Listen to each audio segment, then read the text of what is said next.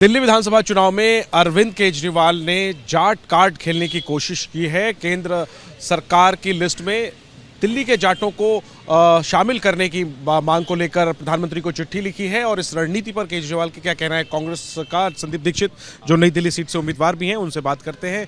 केजरीवाल की ये जो ताज़ा रणनीति है, जाट कार्ड है, इस पर आप क्या? 9.5 साल बाद याद आया उनको जाटों का। जाट तो दिल्ली में सदियों से हैं, बहुत बड़ी कम्युनिटी है हमारे यहाँ। केजरीवाल जी को हर चीज़ चुनाव के पहले क्यों याद आ जाती है। और दूसरा मैं कहूँगा, इनको क्या प्रशासन समझ में नहीं आता है। ओबीसी कमीशन इस बात को तय करते हैं। राज्य सरकारों का हमारे संविधान में सिस्टम है कि अगर आपको कोई भी नए समुदाय को या समाज को किसी रिजर्वेशन स्टेटस में या किसी लिस्ट में जोड़ना है तो राज्य सरकार पहले रेकमेंड करती हैं, वो उसको अपने ओबीसी कमीशन में, जो भी उस तरीके का ओबीसी कमीशन है दिल्ली के लिए, उस पर भेजना चाहिए।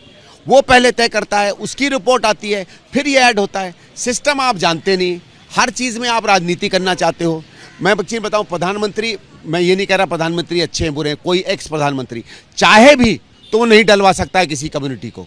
पहले उसका जो अप्रोप्रिएट कमीशंस हैं उससे रिकमेंडेशन आनी पड़ती है। तो यार तुम अपना काम तो किया करो। ये सिर्फ इसलिए चिट्ठी लिख रहे हैं क्योंकि अगर नहीं हुआ तो कह देंगे मुझे भारत सरकार काम नहीं करने दे रही।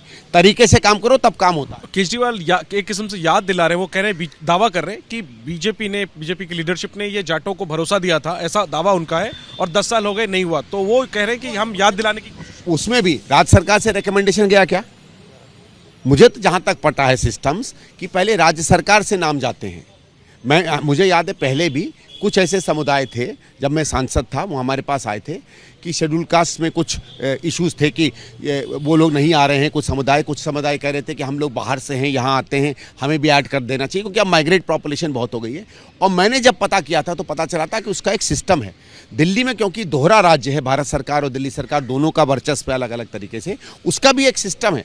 लेकिन उसमें राज्य सरकार की भी भूमिका है। क्या आपने वो भूमिका पूरी की? अगर आप इस भूमिका पूरी नहीं की, सियासत की क्या वजह लगती है सर? कुल मिला के चुनाव के वक्त में तो ये सियासत है, इस सियासत की वजह क्या लगती है? सियासत की वजह लगती है कि खिसकता हुआ उनका जन समर्थन।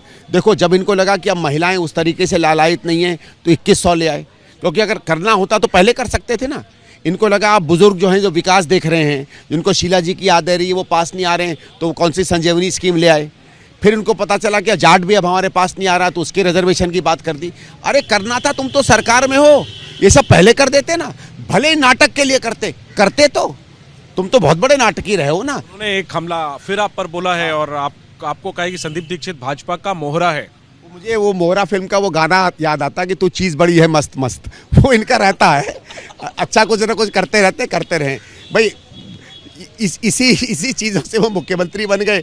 कभी मफलर, कभी खांसी, कभी कुछ। आजकल तो खैर कट्टर ईमानदार भी अपने आप को नहीं बोलते क्योंकि उसमें थोड़ा सा पैंतरा फिसल गया है। लेकिन मैं यही कहूँगा कि तू चीज़ बड़ी है मस्त मस्त। इसको जरा गा के बोल। अरे नहीं भैया, गाऊंगा तो जो वोट मिल रहा है वो भी नहीं मिलेगा। इसके अलावा सर, पृथ्वीराज चौहान, जिनके एक बयान से काफ़ी विवाद हुआ, उन्होंने गठबंधन की पैरवी की थी दिल्ली में और कहा था कि केजरीवाल जीत रहे हैं। आपने उन पर पलटवार कर दिया और कहा कि वो चाहे तो आम आदमी पार्टी में शामिल हो जाए। अब उन्होंने ट्वीट कर सफाई दी है सोशल मीडिया पर और कहा है कि उनके बयान को गलत समझा गया। कांग्रेस बहुत मजबूती से दिल्ली में लड़ रही है, वो एक किस्म से अपनी पिछली बात से हट रहे हैं। आप मेरा ये है कि भाई ये है तो आ जाएं दिल्ली, स्पष्ट करें और हमला करें आम आदमी पार्टी पे। भाई अगर आपको लगता है कि आपका कुछ मिसकोट हुआ है, जिससे पार्टी को कुछ नुकसान हुआ हो, तो फिर आपका ये ड्यूटी बनती है कि आप दिल्ली में आएँ, स्पष्ट करें और आम आदमी पार्टी पे हमला बोलें। कांग्रेस के लिए प्रचार करें। स्वाभाविक है, अगर आप कांग्रेसी हैं तो कांग्रेस के लिए प्रचार करें।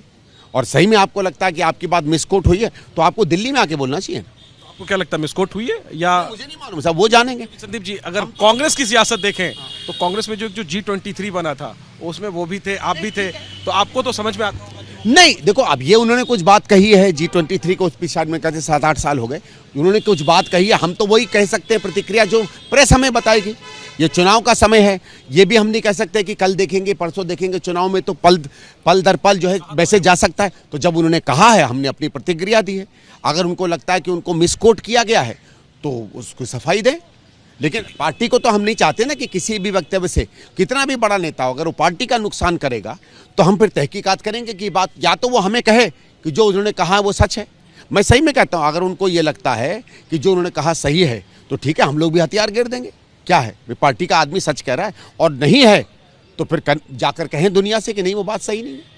आखिरी में सर, ये इंडिया गठबंधन, हालांकि आप इस पर बोल चुके हैं, चाहता हूँ एक बार आप तमाम पार्टियां एक एक करके, शिवसेना हो, टीएमसी हो, समाजवादी पार्टी हो, सब लोग आम आदमी पार्टी के पक्ष में बयान दे रहे हैं और उनके साथ में जाकर के खड़े हैं। ये लोग कांग्रेस के साथ क्यों नहीं? सब कांग्रेस के साथ खड़े होंगे तो इनको दिक्कत होगी। क्या है, आप देखिएगा 5-6 महीने पहले, 4-5 महीने पहले मई में चुनाव हुए लोकसभा के, उसका कुछ समय बाद गोपाल राय जो उनके आपके प्रदेश अध्यक्ष हैं, उन्होंने कहा कि दिल्ली में आम आदमी पार्टी अकेले चुनाव लड़ेगी। अमूमन यही निर्णय कांग्रेस ने भी ले लिया था। उसको थोड़ी देर बाद कहा, शायद देवेंद्र यादव जी का, आपको याद होगा, पलट में आया था कि नहीं, हम भी इनके साथ समझौता नहीं करेंगे। तो समझौता नहीं होगा ये तो 5-6 महीने पहले मालूम था। तब तो इंडिया अलायंस की किसी पार्टी ने चू भी नहीं की, चुप रहे क्यों भाई? अगर आप चाहते थे कि अलायंस होता तो कोशिश करते ना, उस समय घर बैठे रहे, क्योंकि उनको ये लग रहा था कि कांग्रेस रेलेवेंट है नहीं, आम आदमी पार्टी जिससे उनका संबंध है वो जीतेंगे। और उनको तो डर कांग्रेस से, क्योंकि अगर कांग्रेस ताकतवर होगी तो तृणमूल का वोट कटेगा, कांग्रेस ताकतवर होगी तो सपा का वोट यूपी में कटेगा, आम आदमी पार्टी तो जीरो है इन स्टेट्स में।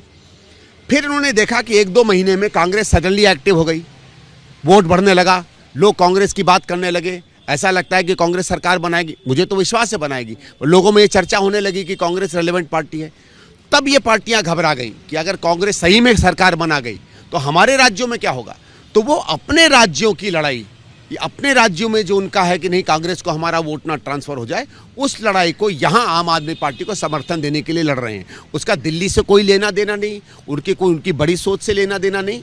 ये स्थानीय पार्टियां हैं, अपने अपने प्रदेश में सीमित हैं और अपने अपने प्रदेश में अपने वर्चस्व को बचाने की कोशिश कर रहे हैं। काहे का इंडिया गठबंधन सर, ये सवाल बीजेपी? क्योंकि वो लोकसभा स्तर पर है, राज्य स्तर पर है भी नहीं। राज्य स्तर पर होता तो हम भी सवाल खड़े करते ना, हम भी पूछते कि राज्य स्तर पर है तो किस किस से गठबंधन है, जब राज्य स्तर पर गठबंधन है ही नहीं। देखो, मैं और चीज़ बात करता हूँ, हमारे देश में लोग क्योंकि पंचायती राज व्यवस्था में विश्वास नहीं करते हैं, इसलिए सवाल नहीं उठाते हैं। बहुत सी पार्टियां पंचायती राज में अलग अलग लड़ती हैं, क्यों नहीं सवाल उठाए जाते? जबकि लोकल गवर्नेंस तो माना जाता है कि राज्य की या भारत सरकार से ज़्यादा लोगों के करीब होता है, उसमें भी तो पार्टियां अलग लड़ती हैं। तो पार्टियां कभी किसी स्तर पर साथ लड़ें या अलग लड़ें, क्या है उसमें?